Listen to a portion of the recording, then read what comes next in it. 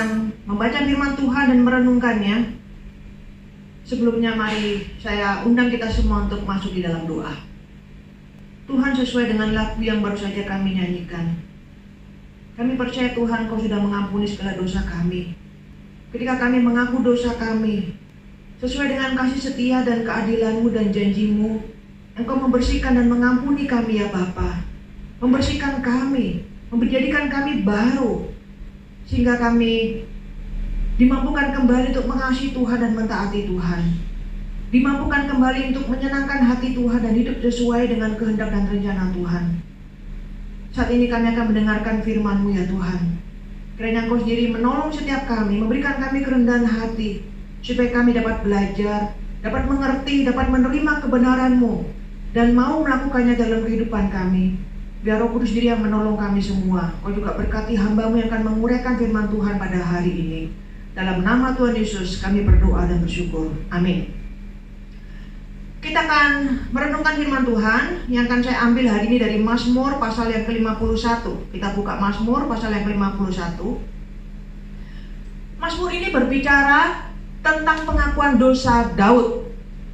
Kita tahu bahwa Daud satu ketika pernah melakukan satu dosa, di mana dia melihat Batsheba dan dia jatuh cinta, serta timbul nafsunya untuk memiliki Batsheba. Kemudian Daud memanggil Batsheba dan bersetubuh dengan perempuan ini, dan kemudian dikabarkan bahwa Batsheba tidak lama setelah itu dia hamil.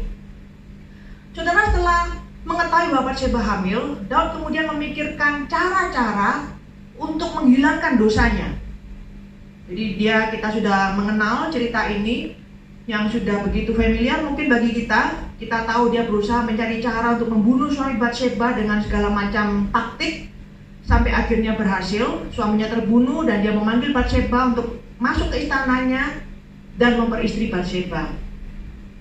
Tidak ada yang mengetahui dosa Daud, tapi Tuhan tahu. Dan kita akan melihat dari Mazmur 51 ini apa yang Daud tulis ketika Nabi Nathan Tuhan utus untuk menegur Daud, dan kemudian Daud mengakui dosanya dan akhirnya dia meratap dan menulis pengakuan dosanya dalam satu Mazmur yang begitu indah, yang begitu menguatkan banyak orang Kristen sampai saat ini.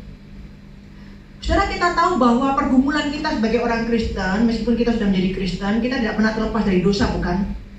Kita masih hidup dalam daging yang penuh dengan kelemahan, dan dalam proses pengudusan sampai Tuhan memanggil kita kembali nanti, kita pasti akan terus jatuh bangun dalam dosa.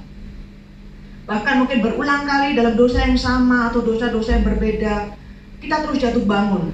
Ini adalah proses pengudusan yang tidak dapat dihindari. Jadi ketika kita percaya Yesus, bukan berarti kita kemudian sempurna, menjadi orang kudus, dan tidak bisa untuk berbuat dosa lagi. Bukan seperti itu yang diajarkan oleh Alkitab.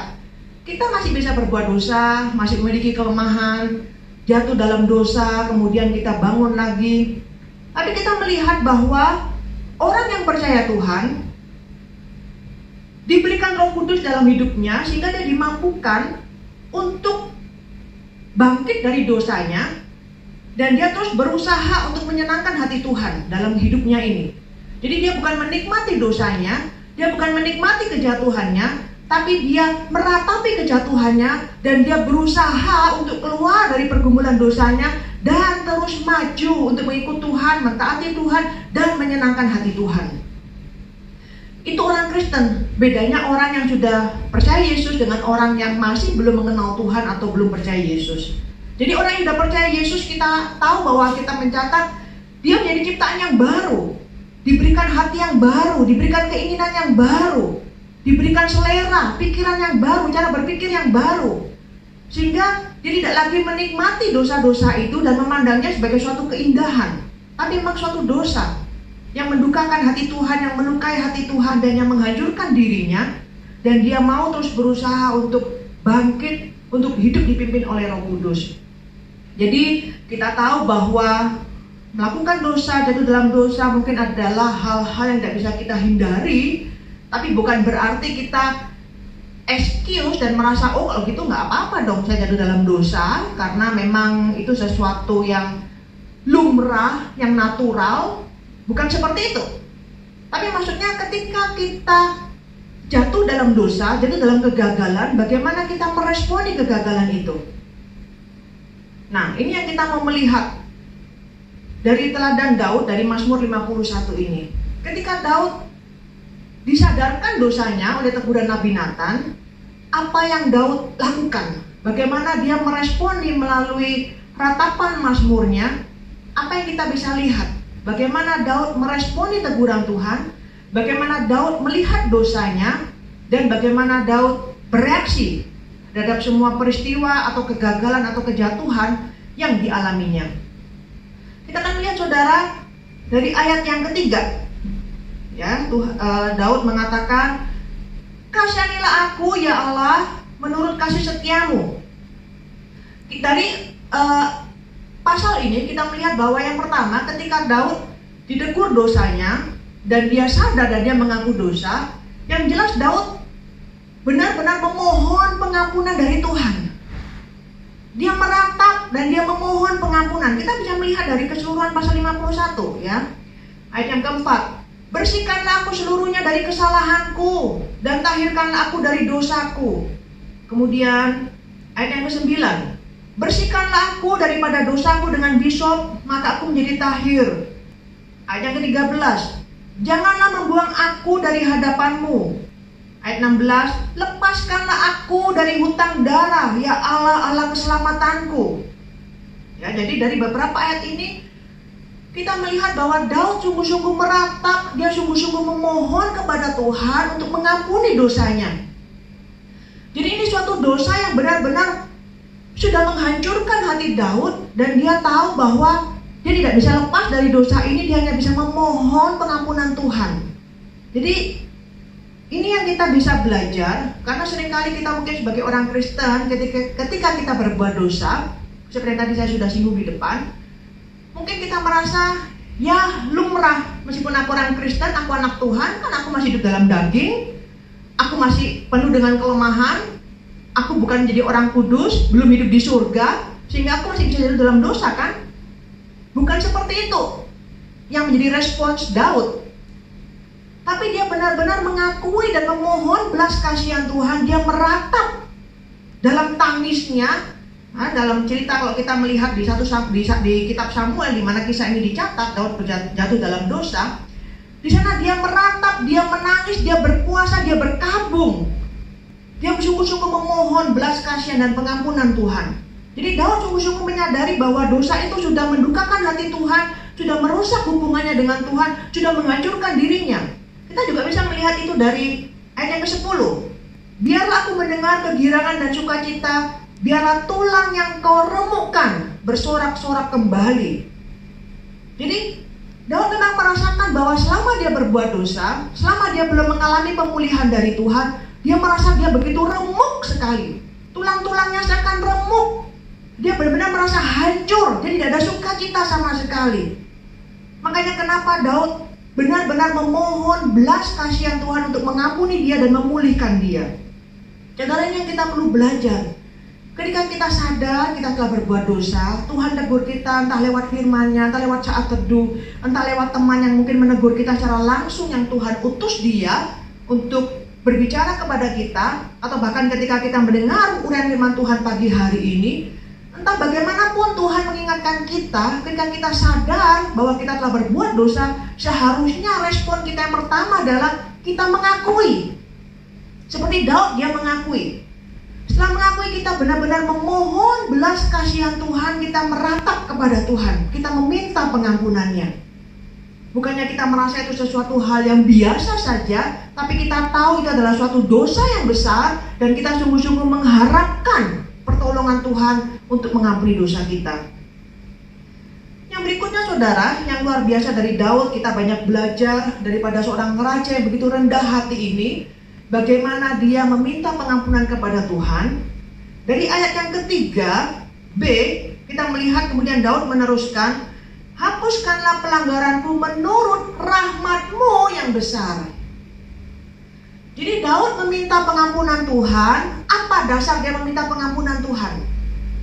Dia bukan meminta pengampunan Tuhan karena dia mengatakan, "Tuhan ampuni aku karena aku seorang raja yang selama ini melakukan apa yang menjadi firman-Mu." Aku seorang raja yang selama ini mentaati engkau. Aku seorang raja yang menyembahmu dan tidak menyembah Baal dan dewa-dewa yang lain. Aku seorang raja yang baik selama ini. Aku seorang yang berkenan kepadamu. Daud tidak meminta pengampunan Tuhan berdasarkan kelayakan atau apa yang dia anggap baik ada pada dirinya. Tapi dia meminta pengampunan Tuhan semata-mata hanya berdasarkan pada karakter Tuhan, kasih setianya, dan rahmatnya yang besar. Hanya dia bersandar pada karakternya yang mampu mengampuni dosa, yang mampu berbelas kasihan kepada Daud. Ini yang menjadi dasar Daud meminta pengampunan dari Tuhan. Sering ada mungkin orang Kristen meminta pengampunan Tuhan itu menonjolkan kelayakan dirinya bahwa diriku layak diampuni. Diriku tidak layak untuk Tuhan hukum. Diriku tidak layak untuk Tuhan murkai demikian besar. Kenapa? Karena aku seorang aktivis di gereja. Aku seorang yang begitu baik selama ini, dan hanya kali ini mungkin aku berbuat dosa, berbuat kesalahan.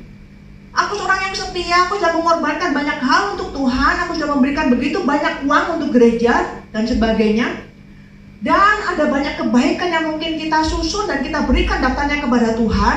Dan kita mengatakan, Tuhan, aku tidak layak engkau hukum, aku tidak layak engkau permalukan, aku tidak layak engkau adili sedemikian besar hanya karena satu dosa yang kecil itu. Aku tidak layak engkau murkai karena satu dosa yang kecil itu, karena begitu banyak kebaikanku dibandingkan dosa kecil yang aku berbuat seperti ini. Saudara, tidak ada satu kebaikan apapun pada diri kita yang layak kita tonjolkan kepada Tuhan, karena memang diri kita tidak layak. Tidak ada kebaikan apapun yang kita bisa pakai untuk menutupi dosa kita. Kita hanya layak untuk dimurkai. Kita hanya layak untuk dihukum. Hanya karena kasih karunia Tuhan yang menebus kita, yang menyucikan kita, yang menjadikan kita baru, yang memampukan kita untuk mengasihi Tuhan. Semua kebaikan yang pernah kita lakukan itu, semua ketaatan yang pernah kita lakukan itu pun semua hanya karena anugerah Tuhan, bukan karena kehebatan kita. Sehingga itu pun tidak layak untuk kita tonjolkan di hadapan Tuhan dan menjadi kebanggaan kita. Seperti Daud, dia menyadari meskipun dia sudah melakukan banyak hal yang hebat, banyak hal yang besar, tapi dia sadar tidak ada kelayakan satupun pada dirinya. Makanya dia mengatakan, Tuhan ampuni, hapuskan pelanggaranku menurut rahmat-Mu saja, bukan menurut kebaikanku, bukan menurut kehebatanku, bukan menurut kelayakanku, tapi semata-mata hanya menurut karakter-Mu, rahmat-Mu, kemurahan-Mu, kebaikan-Mu. Hapuskanlah dosaku. Suatu pengakuan yang menyembah Tuhan, suatu pengakuan yang tahu siapa dirinya di hadapan Tuhan yang tidak layak. Ini yang luar biasa dari Daud yang begitu rendah hati, yang kita bisa lihat bagaimana ketika dia mengaku dosanya. Ini yang dia lakukan, yang harap juga dapat menjadi pelajaran untuk kita bisa belajar dari Daud. Kemudian saudara, kita melihat yang berikutnya, ayat yang kelima. Sebab aku sendiri sadar akan pelanggaranku, aku senantiasa bergumul dengan dosaku. Ini adalah langkah berikutnya yang juga perlu untuk kita terapkan ketika kita mengaku dosa di hadapan Tuhan. Daud sadar akan pelanggarannya. Jadi dia sadar bahwa itu dosa yang dilakukannya. Daud tidak mencari kambing hitam. Dia tidak mengatakan, ya kan karena, coba kalau misalnya Batseba nggak jalan-jalan seperti itu, atau mandi di tempat yang terbuka sehingga aku bisa melihat dia dan sebagainya, atau karena hal-hal lain yang seringkali itu menjadi excuse, atau orang Kristen suka mencari kambing hitam ketika melakukan dosa, bukan untuk memperingan supaya dosanya tidak terlalu dianggap berat, entah bagi dirinya menjadi penghiburan bagi dia, atau dia merasa supaya Tuhan juga tidak melihat dosanya sebagai sesuatu pelanggaran yang terlalu berat. Ya kan, aku marah karena aku maki orang itu kan karena dia dulu yang menyerang aku. Aku mencuri karena dia sendiri tidak memberikan uang atau tidak membayar gajiku. Coba kalau dia membayar gajiku tepat waktu, aku pasti tidak akan mencuri, tidak akan mengambil uangnya. Coba kalau misalnya dia tidak nyindir aku, mungkin aku tidak akan maki-maki dia, tidak akan sampai naik darah. Saudara, ada banyak mungkin respons kita yang kita jadikan kambing hitam atas dasar dosa yang kita lakukan. Supaya kita merasa bahwa pelanggaran kita, dosa kita bukan sesuatu yang terlalu berat, dan dosa itu kita lakukan akibat respons dari perlakuan salah orang lain kepada kita. Sehingga kita merasa bahwa ya seharusnya aku dimengerti dong, kalau aku melakukan tindakan seperti ini. Seharusnya aku tidak perlu terlalu disalahkan kan? Tapi Daud, dia tidak menyalahkan siapa-siapa. Dia tidak mencari kambing hitam atas dosa yang dilakukannya. Dia hanya mengatakan, aku sadar pelanggaranku. Kalau kalian perhatikan di ayat-ayat di sepanjang pasal 51, seringkali Daud memakai kata ku, ya, kasihanilah aku, pelanggaranku, kesalahanku. Jadi dia sadar bahwa itu memang dosanya. Secara sadar dia lakukan itu, bahwa itu memang adalah keinginan hatinya, bukan karena kesalahan siapa-siapa. Tidak ada peran siapapun dalam dosa yang dia lakukan itu. Itu yang dimaksud oleh Daud. Dia katakan, aku sadar pelanggaranku, ini dosaku, ini hatiku. Kemudian dikatakan, aku senantiasa bergumul dengan dosaku. Jadi memang dosa yang kulakukan itu bukan karena satu peristiwa yang tidak disengaja, yang karena kemunculan Batsheba sehingga itu Daud jatuh dalam dosa. Tapi Daud sadar bahwa dia sebagai seorang pria, sebagai seorang laki-laki, dia bergumul memang dengan dosa seksual itu. Maka dia katakan, aku senantiasa bergumul. Jadi kejatuhannya dalam dosa itu bukan satu kali saja yang dia lakukan. Tapi memang dosa seksual itu adalah memang sudah eksis sebelumnya, adalah menjadi sesuatu pergumulan dalam batinnya Daud, dalam pikirannya Daud tentang nafsu seksual itu. Dikatakan senantiasa bergumul dengan dosa itu. Sehingga ketika pencobaan itu datang, pemicu itu muncul, dosa yang selama ini senantiasa ada dalam hati dan pikirannya, kemudian dengan begitu mudahnya membuat Daud langsung menerima dosa itu dan jatuh di dalamnya. Jadi Daud dengan rendah hati menyadari itu memang dosaku.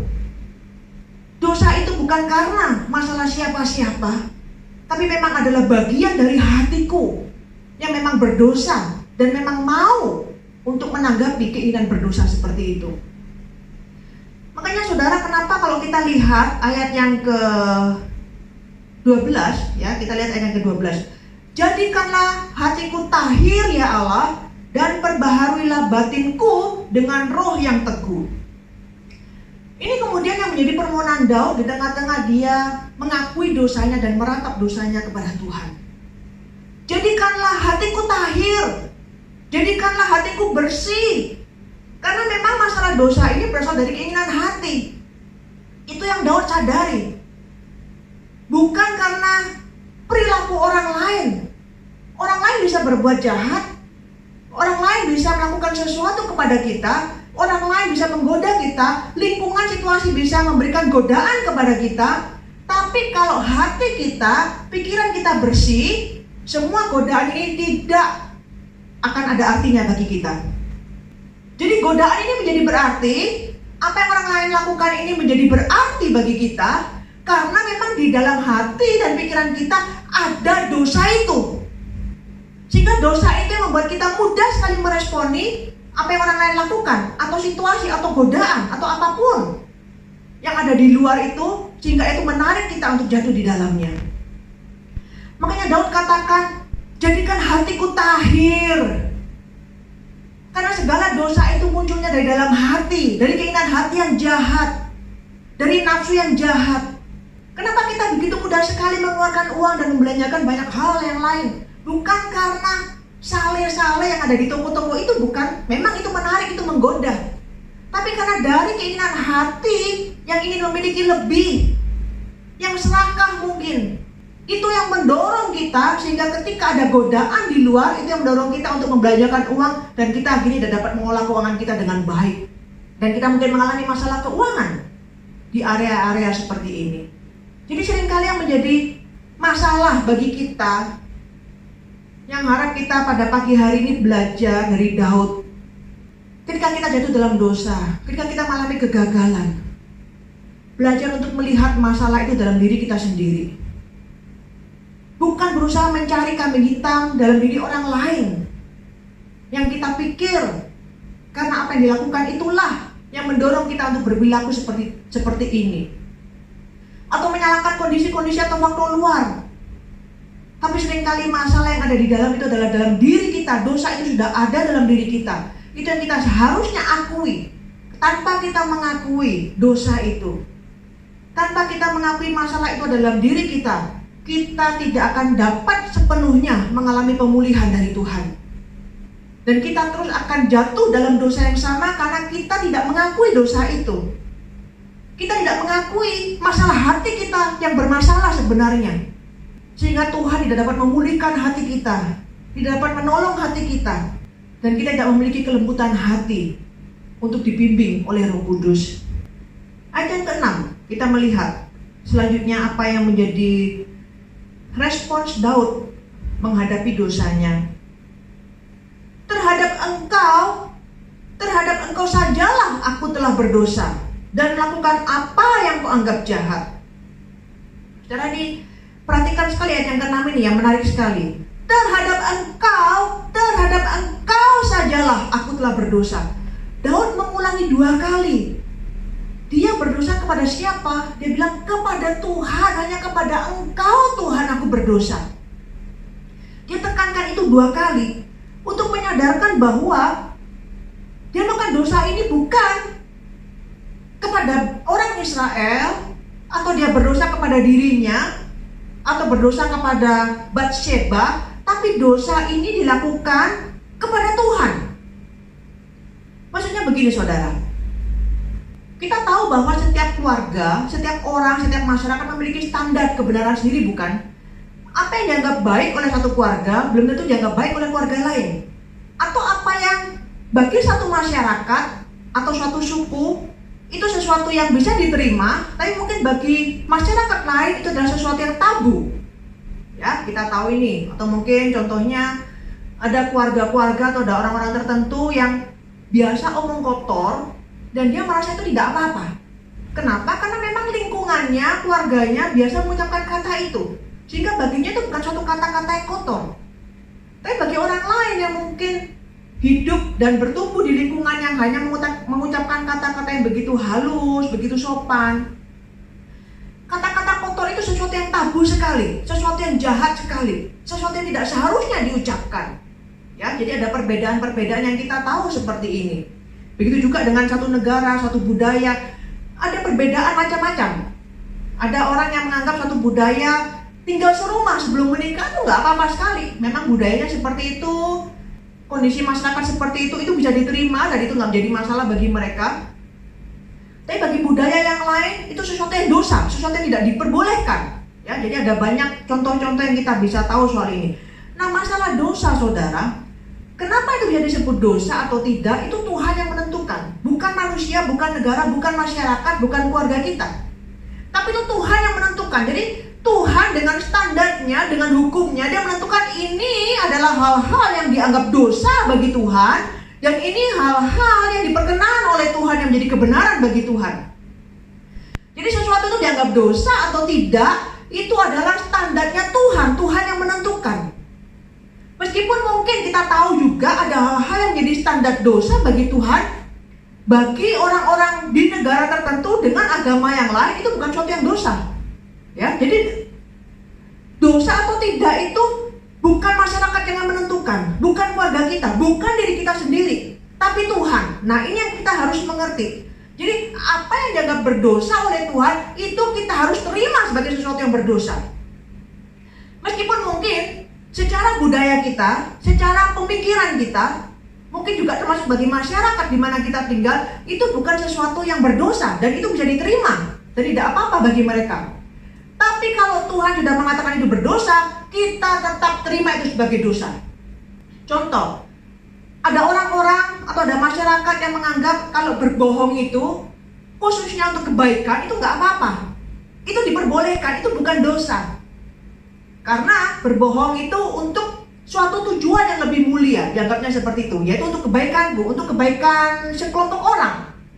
Jadi untuk melindungi dan sebagainya, makanya nggak apa-apa berbohong itu. Tapi ajaran firman Tuhan, ajaran Alkitab mengatakan berbohong tujuannya apapun tetap dosa di hadapan Tuhan. Tidak ada istilah Alkitab berbohong untuk kebaikan. Berbohong apapun jenisnya, apapun tujuannya, tetap dosa di hadapan Tuhan. Jadi kita sebagai orang Kristen, ketika kita percaya kepada Tuhan, menjadi anak Tuhan, kita sudah dilahir barukan kembali, kita seharusnya hidup dalam sistem kerajaan surga, sistem kerajaan Allah.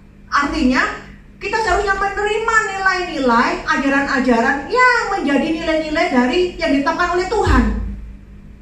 Meskipun nilai-nilai itu mungkin tidak sesuai dengan nilai-nilai kita yang dulu, tidak sesuai dengan nilai-nilai keluarga kita, tidak sesuai dengan nilai-nilai di masyarakat di mana kita tinggal. Tapi status kita sebagai anak Tuhan itu yang paling tinggi, itu yang paling prioritas, yang harus kita prioritaskan nomor satu, itu yang harus kita terima. Bahwa sekarang aku sebagai anak Tuhan, nilai-nilai kerajaan surga mengatakan bahwa berbohong itu suatu dosa, ini harus aku terima, harus aku pegang. Dan kita tinggalkan nilai-nilai yang mengatakan berbohong itu bukan dosa. Ya, jadi ini yang ketika Daud mengatakan terhadap engkau sajalah aku berdosa. Kenapa saudara? Karena Daud bisa excuse bahwa dia sebagai raja, dia punya hak untuk memiliki banyak istri. Begitu juga raja-raja di negara-negara yang lain. Mereka bisa memiliki rakyatnya, mereka bisa mengingini apa saja yang dikehendaki. Begitu, karena dia sebagai raja mereka diistimewakan. Jadi apa yang ada di negaranya, apa yang ada di rakyatnya, semuanya itu sebenarnya adalah milik raja. Raja memiliki hak khusus, hak istimewa untuk memiliki atau mempunyai apa yang dia ingini. Daud bisa saja excuse begitu. Dia sebagai raja, dia bisa sama dengan raja-raja dan negara-negara yang lain. Tapi Daud tahu bahwa dia adalah umat pilihan, raja yang dipilih oleh Allah, yang menyembah kepada Allah Israel, yang sudah dikhususkan, berbeda dari negara-negara yang lain. Dan Tuhan sudah menetapkan menurut standarnya, menurut hukumnya, bahwa apa yang dilakukan Daud itu berdosa. Meskipun mungkin bagi negara-negara sekitarnya itu bukan dosa sama sekali. Makanya Daud mengatakan, aku hanya kepada engkau saja berdosa Tuhan, karena aku yang sudah menetapkan standar ini, aku yang menetapkan hukum ini, dan aku terima standarmu bahwa aku telah melakukan dosa dan aku memang sungguh berdosa terhadap engkau. Saudara, ini yang saya sering amati dalam kehidupan orang Kristen. Banyak orang Kristen yang merasa tidak terlalu berdosa dengan apa yang dilakukan karena mereka tidak hidup dalam sistem kerajaan surga. Mereka masih menghidupi nilai-nilai di masyarakat, masih menghidupi nilai-nilai dalam suatu budaya atau mungkin dalam kepercayaan mereka yang dulu. Termasuk salah satu contohnya utang. Utang dalam banyak hal bisa dibilang ada hal-hal tertentu utang itu bukan dosa, tapi ada jenis utang yang memang itu menjadi dosa. Meskipun dalam masyarakat kita utang itu suatu hal yang biasa sekali, bukan? Dan kita tidak merasa kenapa-kenapa ketika berutang. Tapi Alkitab sudah menjelaskan kenapa utang itu bisa dianggap dosa. Ketika yang pertama, kita tidak menjadi penata layan yang baik dari uang yang Tuhan percayakan. Itu sudah dosa. Karena kita menjadi penata layan yang tidak bisa dipercaya oleh Tuhan kita. Kita tidak dapat mengelolanya dengan baik. Kita tahu di perumpamaan di Perjanjian Baru, ketika ada seorang hamba yang dipercaya oleh Tuhan untuk mengelola talenta, dan ketika dia tidak mengelolanya dengan baik, apa yang Tuhan katakan? Tuhan langsung usir hamba itu dan dia begitu marah dan murka kepada hamba itu, bukan? Jadi itu suatu dosa. Ketika kita tidak dapat mengelola apa yang Tuhan percayakan dengan baik, itu pun suatu dosa. Kita tidak bergantung juga kepada Tuhan untuk memenuhi kebutuhan kita. Itu juga suatu dosa yang lain lagi. Jadi akhirnya kita bergantung kepada orang lain untuk memenuhi kebutuhan kita. Kita utang sana, utang sini. Kita tidak bergantung kepada Tuhan. Kita bergantung kepada utangan ini untuk memenuhi kebutuhan kita. Sehingga kita tidak mempercayai janji Tuhan yang akan memelihara kita. Kita menganggap itu sesuatu hal yang sulit untuk kita terima. Itu suatu dosa. Bahkan ketika kita hidup dalam kekhawatiran, dari satu utang ke utang yang lain. Kita tidak bisa berkonsentrasi untuk hidup sesuai dengan yang Tuhan mau, tapi pikiran kita, energi kita terfokus kepada masalah utang piutang ini. Bahkan kadang utang piutang ini membuat kita akhirnya harus berbohong dan sebagainya. Ada begitu banyak dosa yang diakibatkan karena masalah utang yang sederhana ini, saudara. Jadi makanya ketika kita merasa bahwa itu bukan suatu apa-apa, karena kita hidup dalam nilai-nilai yang lama, sekarang kita sebagai anak Tuhan, sebagai orang yang sudah ditebus oleh Tuhan, masuk dalam kerajaannya, bukan lagi dalam kerajaan dunia ini, tapi dalam kerajaan Allah. Kita seharusnya menerima apa yang diajarkan dan nilai-nilai yang diajarkan oleh Tuhan dalam firman-Nya. Jadi ketika Tuhan mengatakan dosa, kita harusnya mengakui itu dan menerima itu. Iya, ini memang berdosa. Ketika Tuhan mengatakan kamu adalah menjadi penata layan yang baik, itu dosa, kita harus akui, ya Tuhan, itu berdosa. Ketika Tuhan mengatakan, ketika kamu tidak bergantung kepadaku, ketika kamu tidak menyembahku sebagai Allah yang memelihara dan berdaulat, dan kamu menggantungkan hidupmu kepada yang lain, itu dosa, kita harus mengakui itu sebagai dosa. Ketika Tuhan mengatakan bahwa tidak boleh orang percaya itu menikah dengan orang yang tidak seiman, itu dosa, kita harus mengakui dan menerima, iya itu dosa. Tanpa alasan. Oh, dia Tuhan orang yang baik, dia orang yang menghargai, dia orang yang mendukung imanku, dan sebagainya. Itu yang seringkali menjadi alasan-alasan bagi kita. Kita tidak menerima apa yang menjadi nilai yang diajarkan Tuhan, tidak menjadi nilai apa yang diajarkan oleh kerajaan surga. Kita tidak hidup dalam sistem kerajaan Allah. Makanya kita sulit sekali mungkin ketika kita berbuat dosa, kita mungkin tidak sadar dan kita tidak mengakuinya. Apalagi ketika kita merasa bahwa kita cukup baik. Ada begitu banyak hal mungkin kita merasa, oh ya aku tidak membunuh, tidak mencuri, tidak merampok, tidak memperkosa. Ya, yang lain-lain yang kecil-kecil, ya siapa sih yang gak lakukan seperti itu? Semua orang juga buat. Akhirnya kita menurunkan standar hidup kita sebagai orang percaya. Dan kita jarang sekali bergumul dengan dosa kita. Jarang sekali meratap dengan hati kita yang kotor, hati kita yang selalu memberontak dan tidak mentaati Tuhan. Kita jarang peka dengan dosa kita. Sehingga makanya sebenarnya hati kita itu begitu gelap, begitu keras, tidak peka, tidak lembut dengan ajaran Tuhan. Karena kita tidak menerima apa yang menjadi dosa bagi Tuhan, kita anggap itu tidak berdosa. Kita tetap menerima sistem yang lama, sistem dunia, sistem keluarga kita, sistem di masyarakat kita. Kita tidak sadar. Ketika kita sudah menjadi orang Kristen, kita harus hidup. Apalagi Tuhan mengatakan kita adalah ciptaan baru. Yang lama sudah berlalu, sesungguhnya yang baru sudah datang. Kita seharusnya menghidupi manusia baru ini. Kita menghidupi nilai-nilai kerajaan surga ini. Dan apa yang Alkitab katakan sebagai dosa, meskipun itu mungkin bertentangan dengan hati, dengan kesukaan kita, kita tetap harus menerimanya sebagai dosa. Dengan demikian kita bisa peka dengan pimpinan Tuhan. Kita bisa menjadi anak-anak Tuhan yang peka untuk dibentuk, yang memiliki kerendahan hati dan memiliki hati yang terus-menerus diproses oleh Tuhan untuk mengakui dosa, untuk terus bangkit kembali, untuk terus dalam proses pengudusan ini kita melihat bahwa kita mengalami kemajuan. Bukan terus hanya berjalan di tempat karena kita tidak peka dengan hati kita, tidak peka dengan dosa kita. Kemudian kita lihat yang berikutnya. Kita lihat ayat yang ke-14. Bangkitkanlah kembali padaku kegirangan karena selamat yang daripadamu, dan lengkapilah aku dengan roh yang rela. Daud dalam pergumulannya kepada Tuhan karena dia sadar bahwa dia adalah seorang yang berdosa, memiliki hati yang memiliki keinginan yang berdosa, dan dia bergumul dengan dosanya itu, dan dia saat ini secara sadar meminta Tuhan untuk menolong dia, memberikan dia roh yang rela. Jadi Daud bukan menikmati dosanya. Ketika dia meminta ampun kepada Tuhan, meminta pertolongan dan pengampunan Tuhan, dia bukan menikmati dosanya, dan dia Mungkin merasa bahwa ya enggak apa-apa, lain kali sekarang jatuh dalam dosa, ya minta ampun kepada Tuhan. Nanti lain kali kalau aku jatuh lagi, ya minta ampun lagi, ya enggak apa-apa.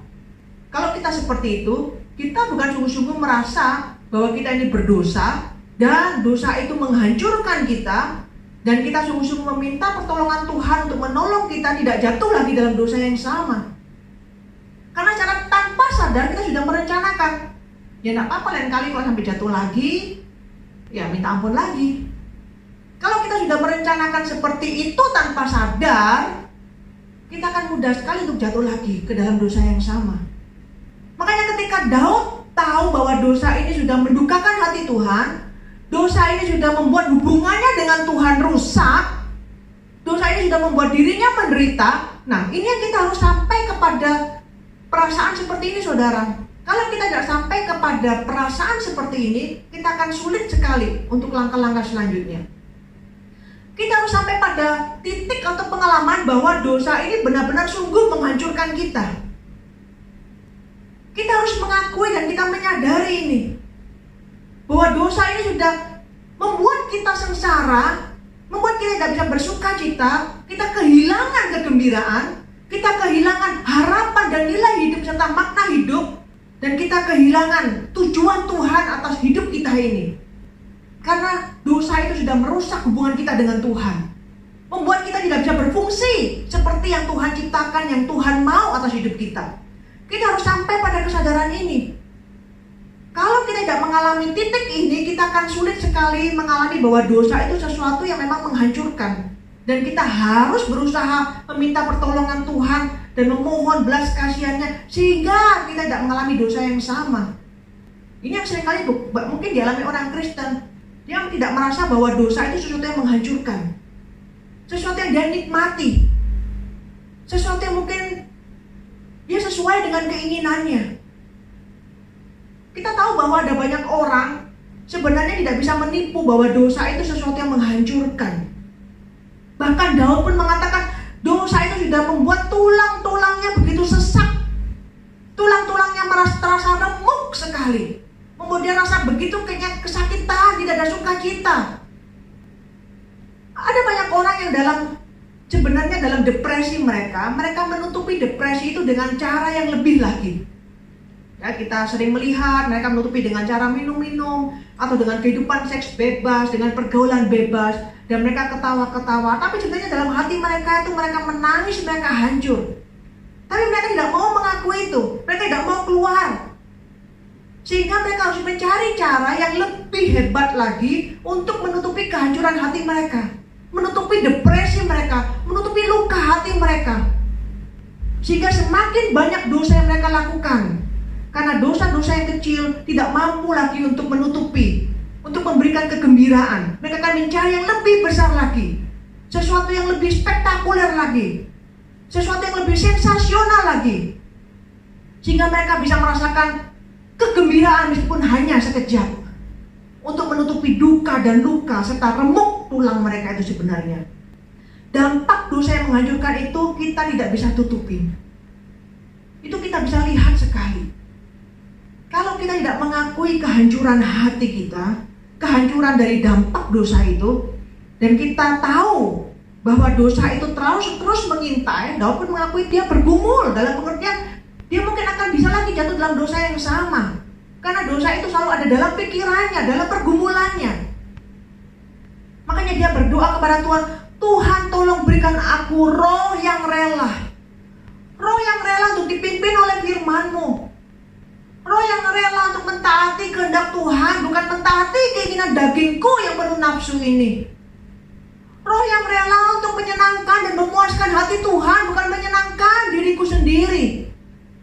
Ini yang menjadi doa Daud. Apakah kita juga berdoa-doa yang sama ketika kita jatuh dalam dosa dan memohon pengampunan Tuhan?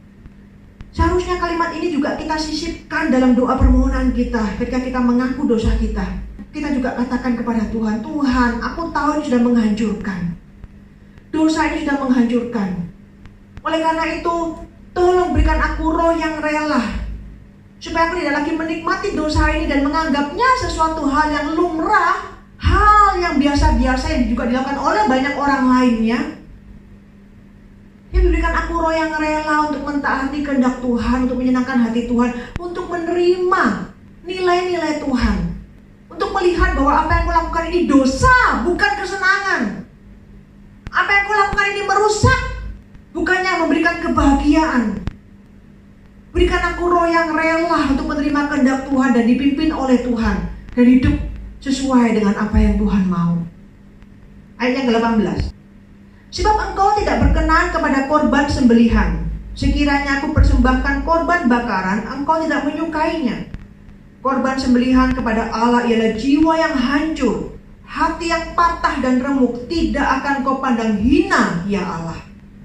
Ini yang kembali luar biasa, kita melihat Daud tidak segan-segan, tidak malu-malu sebagai seorang raja yang besar, melakukan banyak hal yang besar, yang luar biasa, untuk mengatakan bahwa dia hatinya hancur. Itu yang dipersembahkan kepada Tuhan. Dia tidak menutupi kehancuran hatinya dengan kesombongan. Dia tidak bersikap pura-pura di sini, karena dia tahu bahwa Tuhan tidak berkenan kepada korban apapun. Daud bisa memberikan korban sebanyak-banyaknya, yang terbagus, yang terbaik kepada Tuhan. Tapi dia tahu Tuhan pun tidak melihat itu, dan itu percuma. Itu hanya menjadi kejijikan di mata Tuhan. Jikalau Daud mempersembahkannya dengan hati yang kotor, dengan hati yang tidak dipenuhi dengan kehancuran, dengan pengakuan akan dosanya, dan dia berusaha menutupi dosanya, dan dengan melakukan hal-hal untuk menyuap hati Tuhan, dia tahu bagi Tuhan itu adalah kejijikan. Justru Tuhan sangat menghargai, dan Tuhan sangat menginginkan kita datang dengan hati yang hancur, dengan hati yang terluka. Tuhan justru akan pulihkan itu. Tuhan akan angkat, Tuhan dengan penuh kasih akan kembali merangkul kita, membalut luka-luka itu. Itu yang Daud mengerti. Dia mengerti bahwa karena kedekatan hubungannya dengan Tuhan, dia bisa melihat hati Tuhan seperti itu. Terus seringkali kita orang Kristen, kita tidak datang dengan hati yang hancur, tapi kita berusaha melakukan banyak hal untuk menutupi dosa-dosa kita, bukan? Kita melakukan pelayanan-pelayanan yang hebat. Kita merasa mungkin Tuhan akan menerima. Dosaku akan tertutup dengan segala perbuatan baik, dengan segala pelayanan baik yang aku lakukan. Aku hanya melakukan kesalahan yang kecil, atau hanya dosa satu yang aku tetap lakukan, tapi ada begitu banyak pelayanan yang aku lakukan. Atau bahkan dengan persembahan yang besar ini kepada gereja dan pekerjaan Tuhan, atau kepada misi, bisa menutup dosaku. Saudara, kita ada mungkin kepercayaan yang berpandangan seperti itu, bahwa dengan melakukan amal ibadah itu dapat menutupi dosanya. Tapi Alkitab Tuhan kita tidak mengajarkan seperti itu dalam Alkitab ini, dalam firman-Nya. Bahwa tidak ada sesuatu apapun yang dapat kita pakai untuk menutupi dosa kita. Tuhan hanya mau kita datang dengan kehancuran hati, dengan pengakuan, dengan kesungguhan bahwa kita telah berdosa di hadapan Tuhan, dan itu cukup bagi Tuhan. Karena memang tidak ada sesuatu apapun yang kita bisa lakukan untuk menutupi dosa kita. Makanya kenapa kita tahu bahwa kemudian Allah mengutus Yesus Kristus anaknya untuk menjadi penebusan bagi dosa-dosa kita, untuk mengampuni kita. Dan karya Yesus di atas kayu salib itu, darahnya saja yang mampu untuk menutupi pelanggaran dan dosa-dosa kita. Makanya sekarang ketika kita berdosa kepada Tuhan, sadari bahwa tidak ada sesuatu apapun yang kita bisa lakukan untuk menutupi dosa kita. Apa yang Tuhan anggap berdosa itu tetap dosa. Segala kebaikan apapun tidak ada nilainya. Segala pelayanan sehebat apapun tidak ada nilainya. Segala persembahan sebesar apapun tidak ada nilainya di hadapan Tuhan, jikalau hati kita tetap kotor dan tetap tidak terbuka untuk mengakui dosa itu. Kita tidak datang dengan kehancuran hati kepada Tuhan untuk meminta pengampunan. Yang berikutnya kita melihat apa yang Daud katakan dalam pasalnya, di mana ia menulis pengakuan dosanya ini. Kita lihat ayat yang ke-15 sampai ayat yang ke-17. Maka aku akan mengajarkan jalanmu kepada orang-orang yang melakukan pelanggaran, supaya orang-orang berdosa berbalik kepadamu. Lepaskanlah aku dari hutang darah, ya Allah, Allah keselamatanku. maka lidahku akan bersorak-sorai memberitakan keadilan-Mu. Ya Tuhan, bukalah bibirku, supaya mulutku memberitakan puji-pujian kepadamu. Kita lihat ayat yang ke-17. Supaya mulutku memberitakan puji-pujian kepadamu. Jadi Daud setelah mengakui dosanya kepada Tuhan, dia tahu bahwa dengan kerendahan hatinya, kehancuran hatinya, kesungguhannya, ketulusannya, dia mengaku dosa. Tuhan memulihkan dia, Tuhan menyucikan dia, Tuhan kembali memulihkan hubungannya dengannya. Tuhan kembali memberikan kegirangan, sukacita itu ke dalam hati Daud. Sekarang apa yang Daud lakukan sebagai respons apa yang Tuhan lakukan dalam kehidupannya? Dia katakan, aku akan membuka mulutku memuji-muji Tuhan. Jadi dia bukan hanya menerima keselamatan itu, menerima pengampunan dosa itu, kemudian berdiam diri begitu saja. Tapi dia membuka mulutnya untuk memuji Tuhan, memuji kebaikan Tuhan. Dia menyembah Tuhan dalam hidupnya. Karena Tuhan sudah melakukan perkara yang besar. Saudara, dibelenggu oleh dosa itu sesuatu yang mencengkram sekali. Seperti kita tertawan, menjadi orang yang dibelenggu. Itu sesuatu yang menyiksa, sesuatu yang menakutkan. Sesuatu yang menggerogoti dan menjadi kengerian bagi kita. Kita tidak menjadi orang yang bebas dan menjadi orang yang merdeka. Tapi ketika kita dibebaskan, kita dimenangkan, kita dilepaskan, kita menjadi orang yang merdeka, diberikan kemerdekaan yang sejati oleh Tuhan, hubungan kita dengan Tuhan dipulihkan, kita menjadi orang yang begitu luar biasa bersukacita. Seperti orang yang dibebaskan dari hutang yang begitu besar. Dalam Perjanjian Baru, Yesus pernah menceritakan perumpamaan ini, bukan? Orang yang dibebaskan dari hutang yang begitu besar. Seharusnya, meskipun orang dalam perumpamaan itu tidak mengalami sukacita karena pembebasan hutang itu, tapi seharusnya dia akan mengalami sukacita yang begitu besar karena dilepaskan dari hutang yang mencekik, yang seumur hidup tidak mampu dia bayar. Rasanya seperti itu, lega sekali, mengalami kemenangan, sukacita yang besar. Makanya dia membuat hati Daud bersukacita, bersyukur kepada Tuhan dan memuji-muji serta menyembah Tuhan dalam kehidupannya. Bagaimana kehidupan orang Kristen yang setelah dimerdekakan dari dosa? Setelah kita mengaku dosa kepada Tuhan, diampuni Tuhan, adakah kita terus menyembah Tuhan, bersyukur kepada Tuhan, memuji-muji Dia, mengagungkan Dia, atau kita hanya berdiam diri saja dengan segala kesibukan dan aktivitas kita dan menganggap itu sebagai sesuatu hal yang biasa? Seharusnya Tuhan mengampuni dosa, yaitu suatu hal yang biasa saja yang seharusnya Tuhan lakukan. Kita menerima pengampunan itu tanpa sesuatu yang menganggap itu bukan sesuatu yang besar, bukan suatu karya yang besar, bukan suatu perbuatan ajaib, bukan suatu anugerah yang besar yang kita terima. Tapi kita hanya menganggapnya sebagai suatu pemberian yang biasa-biasa saja dari Tuhan. Betapa celakanya hidup orang Kristen yang seperti ini, saudara.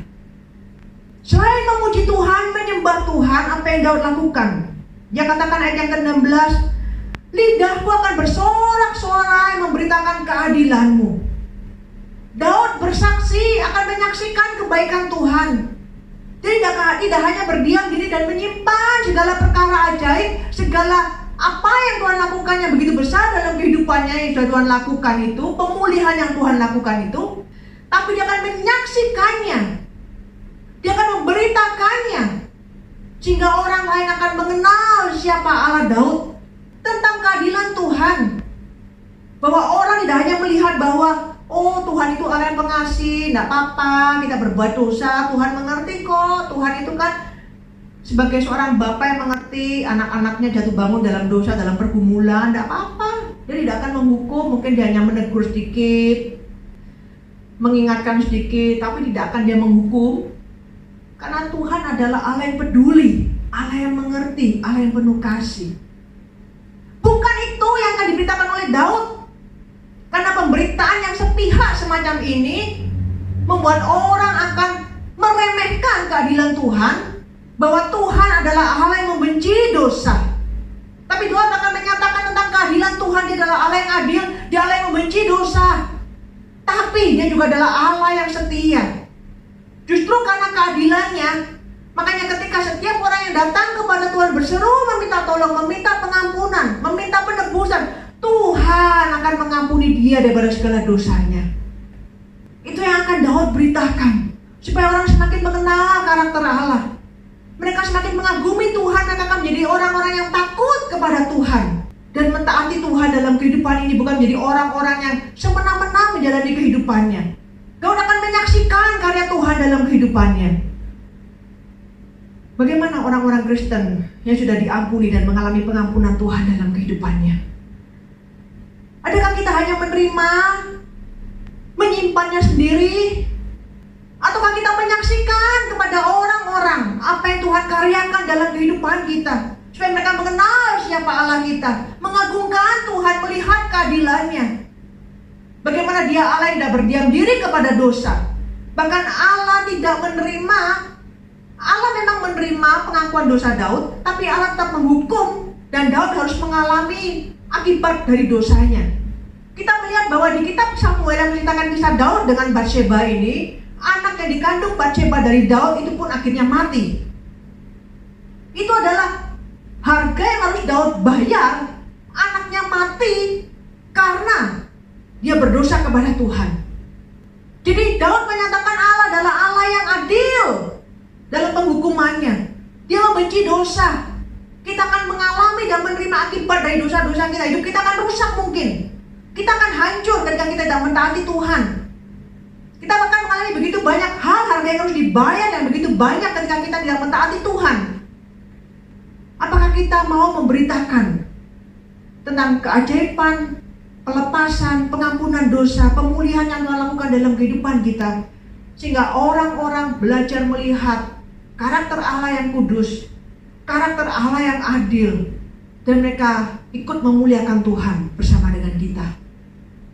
Apalagi yang Daud lakukan, selain dia bersyukur, memuji-muji Tuhan, dia juga menyaksikan tentang kebaikan Tuhan, tentang keadilan Tuhan, tentang karya Tuhan dalam kehidupannya. Ayat yang ke-15, aku akan mengajarkan jalanmu kepada orang-orang yang melakukan pelanggaran, supaya orang-orang berdosa berbalik kepadamu. Daud akan mengajarkan mereka supaya orang-orang yang berdosa ini tidak sampai mengalami malapetaka seperti yang dialami Daud. Mereka tidak sampai terjerumus lebih dalam lagi dengan dosanya, tapi mereka mau kembali kepada Tuhan. Daud ingin menceritakan kepada mereka yang menjadi pengalamannya. Daud akan menegur mereka, mengajar mereka, menolong mereka, supaya mereka tidak terus dalam dosanya, tapi mereka dapat berbalik kepada Tuhan. Saudara, ini yang luar biasa dari Daud. Daud bukan hanya mengaku dosa, meminta pertolongan Tuhan, kemudian selesai. Tapi dia selangkah lebih lanjut dari pengampunan dosa yang dia terima dari Tuhan. Dia menyatakan kepada Tuhan komitmennya. Kalau Engkau mengampuniku Tuhan, atau setelah Engkau mengampuniku, aku akan terus memuji-muji dan menyembah-Mu. Aku akan menyaksikan keadilan-Mu kepada semua orang, dan aku akan mengajarkan jalan-jalan-Mu kepada orang-orang lain, khususnya mereka yang berdosa, mereka yang hidup di luar Tuhan, atau mereka yang hidup tidak mentaati Tuhan, supaya mereka orang-orang ini kembali menyembah Tuhan. So, ini yang luar biasa yang kita perlu pelajari dalam kehidupan Daud. Ketika kita mengaku dosa kita, apa langkah selanjutnya yang kita ambil? Sudahkah kita melalui pengalaman kita juga mengajar orang lain, sesama saudara seiman dalam gereja kita, anggota keluarga kita, tentang pengalaman yang kita pernah alami, untuk menolong mereka tidak mengulangi kesalahan yang sama, jatuh dalam dosa yang sama, supaya mereka berbalik dan mencari Tuhan, mencari pengampunannya. Karena saya sering mendengar di gereja kadang ada teman-teman yang bersaksi, kamu jangan melakukan dosa, kamu jangan melakukan seperti itu. Dulu tuh aku pernah ngalamin seperti itu, buktinya seperti ini, seperti ini, seperti ini. Kamu jangan ulangi kesalahan yang sama. Aku sudah pernah mengalami, makanya aku kasih tahu kamu. Kadang saya mendengar ada teman-teman yang saling menasihati seperti itu. Bagi saya itu suatu hal yang baik. Kita bisa menceritakan kepada mereka pengalaman kita, dan itu akan menolong orang lain untuk diberkati melalui kejatuhan, pengalaman kejatuhan kita. Dan di masa yang sama itu juga terus akan mengingatkan kita betapa aku dulu pernah jatuh, tapi karena anugerahnya dia mengangkatku kembali, mengampuniku, sehingga saat ini aku bisa menguatkan dan menggandeng tangan orang lain untuk bersama-sama menjalani proses pengudusan ini. Itu akan menguatkan langkah kita untuk terus berjalan dalam proses pengudusan ini sesuai dengan jalan Tuhan. Saudara, ini hal yang kita perlu lakukan ketika kita mengaku dosa kepada Tuhan. Kita tahu bahwa pengalaman kita kejatuhan tidak pernah sia-sia. Bukan berarti kita menyukai pengalaman itu, tapi karena kita masih hidup dalam kedagingan, ada kalanya tidak terhindarkan kita bisa jatuh dalam dosa. Kegagalan kita, kejatuhan kita akan memberikan dampak yang buruk dalam kehidupan kita, atau akibat-akibat konsekuensi yang kita harus alami, yang Tuhan izinkan terjadi, yang mungkin mendatangkan malapetaka dalam kehidupan kita. Kegagalan kita untuk mengatur uang ini membuat kita hancur secara ekonomi. Kehidupan kita berantakan, terjerat dalam hutang yang begitu banyak yang kita tidak mampu bayar selama beberapa tahun. Kesalahan seperti ini